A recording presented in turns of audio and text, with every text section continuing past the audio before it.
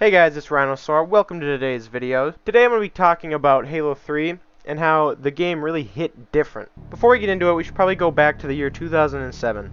After Bungie's massive success of Halo 2, they knew they had to do something incredible in order to top their previous two installments of Halo. Even though Halo 2 was a massive success, it had pretty bad development stages, with their engine being scrapped at E3 months before the game was released. Halo 3's story was originally supposed to be the end of Halo 2, and Halo 2 was not supposed to end on a cliffhanger. Halo 3 had a much smoother and had much more time when it came to their development. With that time, they were able to add features like Theater and Forge, which I'll get into later into the video. Bungie was a lot less secretive about their development on Halo 3, having weekly updates on the development of the game, which mostly consisted of multiplayer and modes, less consisting of the campaign. Bungie also ended up releasing a beta 4 months before the game came out, with mostly multiplayer features, the saved films feature, and file share. In order to play this beta, however, you did have to own a disc of Crackdown. Not only did Bungie have much more time to work on their development and have a much smoother ride of development,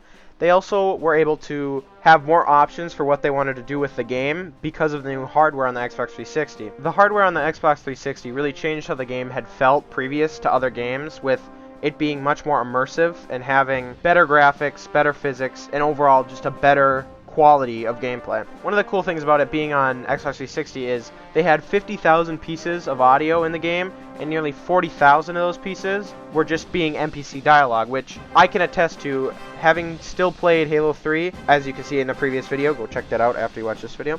That to this day, I still hear dialogue that I haven't heard before, and I've been playing the game for years and years and years, and I've probably played through the campaign a dozen times. And I get that the dialogue doesn't add too much to the game, but it adds stuff where you can just get a quick laugh out of it, or just adds to the immersion. When it comes to their development, Bungie spent $40 million on marketing, which came out in stages, consisting of trailers, real-time cinematics, recorded gameplay, and live-action films. Now, to this day, I think that Halo 3 has had the best marketing of any entertainment in history. And I get that's a pretty big statement because there's been a lot of entertainment, but I have yet to see something that has topped the Believe ad campaign.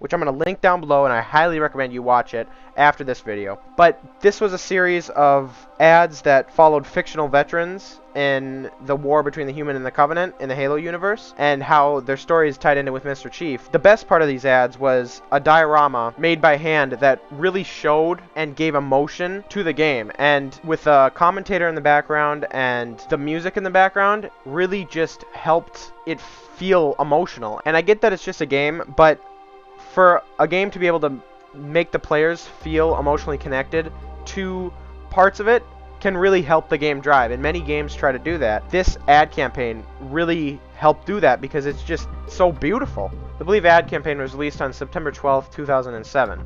There are also many other ads that Bungie had released. They had ads for the hardcore fans and for the general public, which really helped drive the game and make it a better experience for everyone, because the game wasn't just for the hardcore gamers or for adults or for kids, even though it had an M rating. The game was truly for everybody, and their ads helped show that. Some of their tie-in promotions for ads was with Pepsi, where Master Chief had his own Mountain Dew flavor. That ad was really directed towards the general public, which I didn't see the ads personally when they came out, but you've seen that. It's pretty cool. Now, months before the game had released, they had testing copies that were leaked, and these testing copies were almost 100% complete, which was not good for Bungie because they really did not want spoilers to come out about their campaign, and they really wanted people to be able to experience when the game came out and not have it be spoiled. So in result of this, Microsoft had the counts of people that were caught playing the game pre-released banned until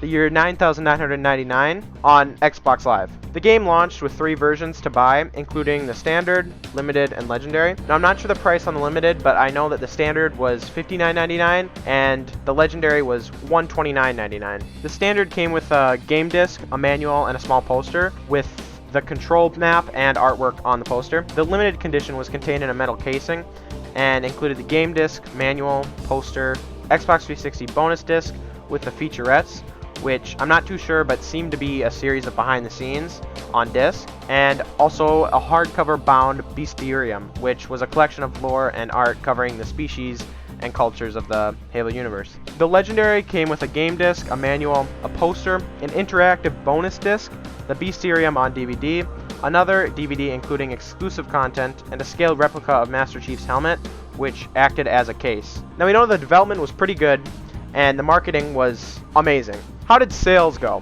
Well, the first day of sales hit 170 million in the US, setting a record for the highest grossing form of entertainment in its first 24 hours at that time. By November 30th, 2007, it had already sold 5 million copies worldwide, and by the year 2012, it had sold 14.5 million copies worldwide, and was named the United States best-selling game of 2007. So, you know, it was pretty good. Upon release, Halo 3 received critical acclaim, getting a 94 out of 100 on Metacritic, a 10 out of 10 on Eurogamer, a 9.5 out of 10 on IGN, and a 9.5 out of 10 on GameSpot. The multiplayer received the best reviews, and most reviewers could agree that the multiplayer was the core part of Halo 3. Many critics praised the AI and how it was a really step up to previous games, but many people also stated that the story was just not as good as the previous 2 games, and that the campaign wasn't quite as long as it should have been. Even with the critics, it ended up winning Times Game of the Year, and IGN stated that it was the best multiplayer game for the Xbox 360 in 2007. Some people thought that the campaign was short, with only about 5 to 10 hours depending on the difficulty, compared to Halo 2's 12 to 15 hour completion and Halo 1's 10 to 15 hours completion. And others thought that the story just didn't compare to Halo 2 or 1. However, today, Halo 3 is thought to be one of the best Halos in the community, usually being closely compared to Halo 2 in popularity. Now, I do agree that the campaign was pretty short, but the campaign was in such a way where every moment was memorable, and I can still, to this day, I don't even know how, but listening to the soundtracks of Halo 3, I know what levels they are from. And I never even pay attention to the levels, but the soundtracks were amazing for the levels, which Halo's soundtrack has always been good. But they really helped each level be memorable, and not only was the soundtrack help it be memorable, the gameplay and the situations that you were put in really helped it be something that you could remember. Still to this day, each level is completely unique. You can get into one, and it's a completely different experience than the previous or the one after. As for the story, I cannot see how people disliked it. I can see that Halo 2's story definitely had more in-depth and had more time and more things to talk about than Halo 3's story, but I still thought the story was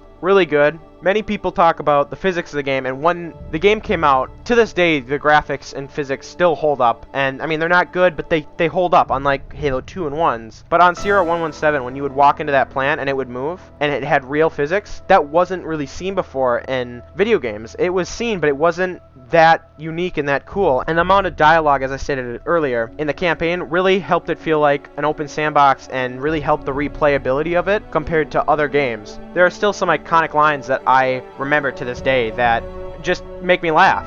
Dude, really gonna pee? Like I said, how each level was unique. Each level let you use different vehicles and weapons and paths to take, giving the player a different experience every time. It was still a linear story, but you could kind of tackle the battles at any way you wanted. Now, some levels it was linear, you had to attack it from the front, but levels like Tsavo Highway let you attack from different angles. With the example of Tsavo Highway, the game lets you choose what vehicles you can use, and if you want to take a chopper or a wraith from the enemy, you can.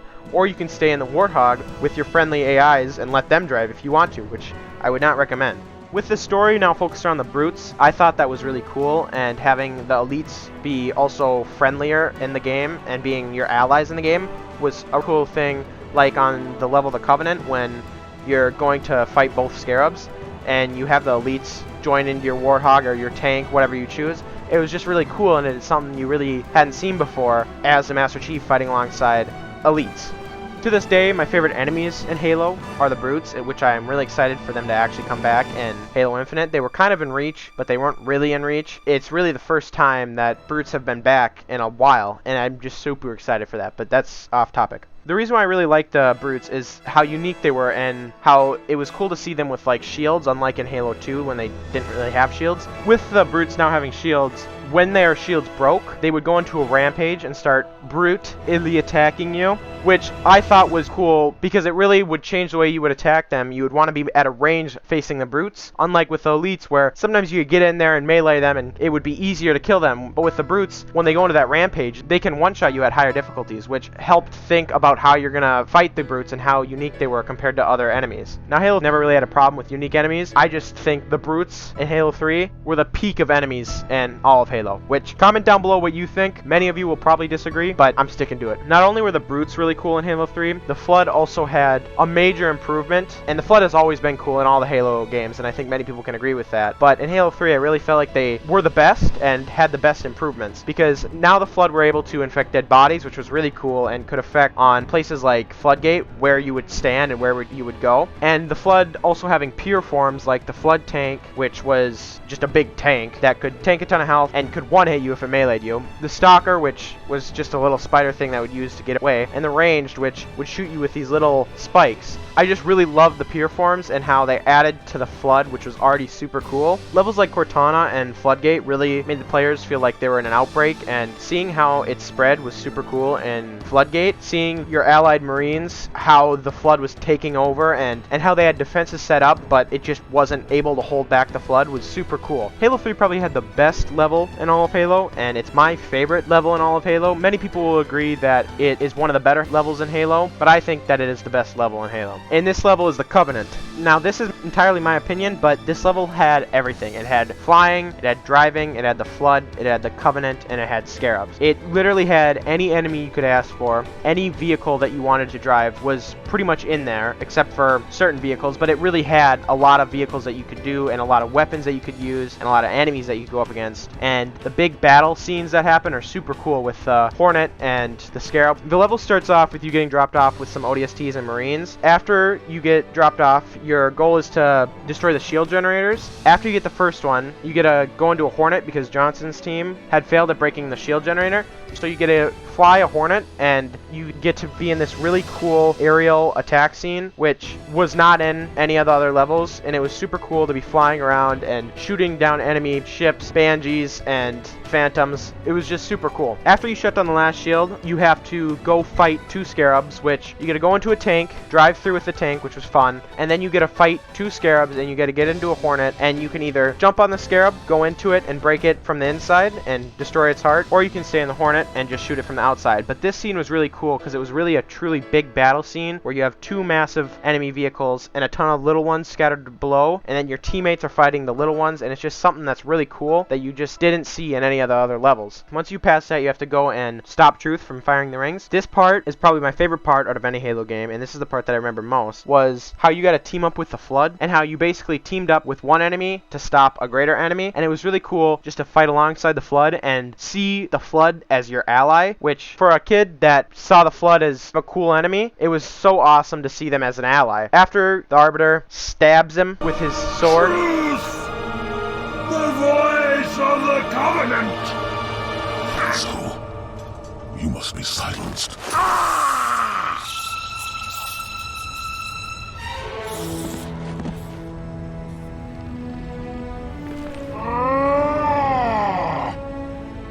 then the Flood backstabs you, and you gotta escape, and then it goes into the next level, Cortana. But that, by far, was my favorite level, and I think the best level in all of Halo. Now, the campaign featured about 10 levels, and like I said, they were all completely unique, and I really liked how the Arbiter was kind of your sidekick throughout the whole game, and if you played co-op, you could play as the Arbiter, which was pretty cool, fighting with Chief or with your friend, and as the Chief fighting alongside Arbiter was pretty cool.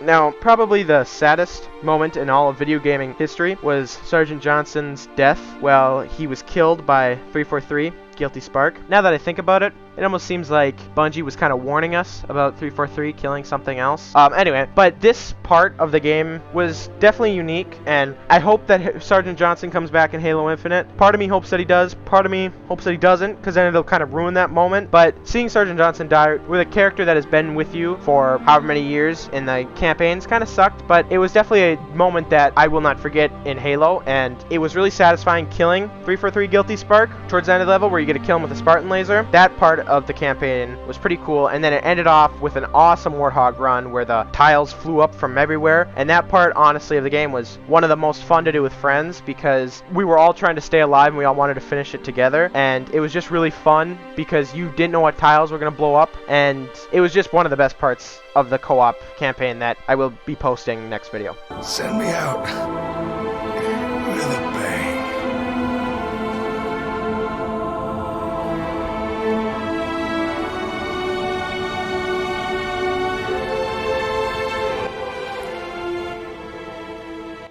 Now, enough talk about the campaign. Let's get into the multiplayer side of things. The multiplayer of Halo 3 was thought to be one of the best parts of Halo 3, and not only could you play it online with friends with Xbox Live and play split screen and LAN and do custom games and file share and watch back all your clips in theater mode, the actual multiplayer was just amazing. Now, let's get into the implementation of theater mode, which to this day is still used in modern Halo games and was picked up by most shooters like Call of Duty. The theater mode let people play back all their games with near perfection representation, and not only could you just watch yourself, you could watch anyone, anywhere, at any time during the match. This really made people happy because if you got something like a Killionaire or a 360 no-scope, you didn't have to worry about it not being seen. You could just go back in theater mode and see it from any perspective. This part is something that I still think should be used in games today, like Call of Duty today. I don't know if they still use it in Call of Duty today, but if they don't, they really should. Forge mode also brought one of the best things to Halo, being the custom games. Custom games were a place where people could connect and play together in modes and custom-built maps that you couldn't play in the regular matchmaking. Custom games brought the community together, created friendships, and helped the game last longer when it comes to the multiplayer side of things. Some of these games were even so popular that they were brought into the main multiplayer matches, one including Rooster Teeth's Griffball, and I can attest to playing Halo MCC and setting it to any and then looking for a match. I've gotten into some custom game modes that have been put into the regular matchmaking, and that is some of the most fun I've had because it's not serious and it's not all about kills, but it's something that people have made and that people just genuinely like, and you can just sit back, relax, and have a little bit of fun. How they shared these custom games back in 2007 was the file share, which was a way for people to share their maps, their clips, best moments in Halo, and the custom games. It really helped people to share and to communicate with the community. Not only were the file share and the custom games and theater amazing, the multiplayer itself was just amazing. It had a good variety of game modes and maps with mixed in vehicles and power weapons like the laser and RPG to really shift the tide of war. Halo 3 was also one of the few games that started you with your own loadout, unlike Battlefield and Call of Duty.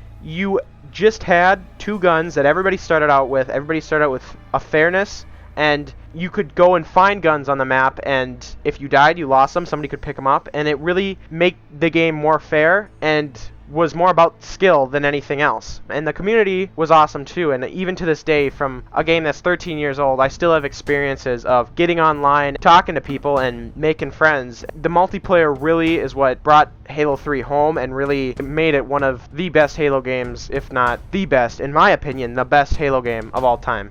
Well, that's about it for today, guys. This video took a lot longer to make than the other ones, so my next video should not take as long to come out, and I'm not sure if I'm going to make more of these, depending on how this one does. If you liked the video, make sure to subscribe, hit the like button, and comment down below your thoughts on it. This is kind of more of a different type of video, and I'm trying to get out of my comfort zones for how I'm making them, so yeah, have a good day.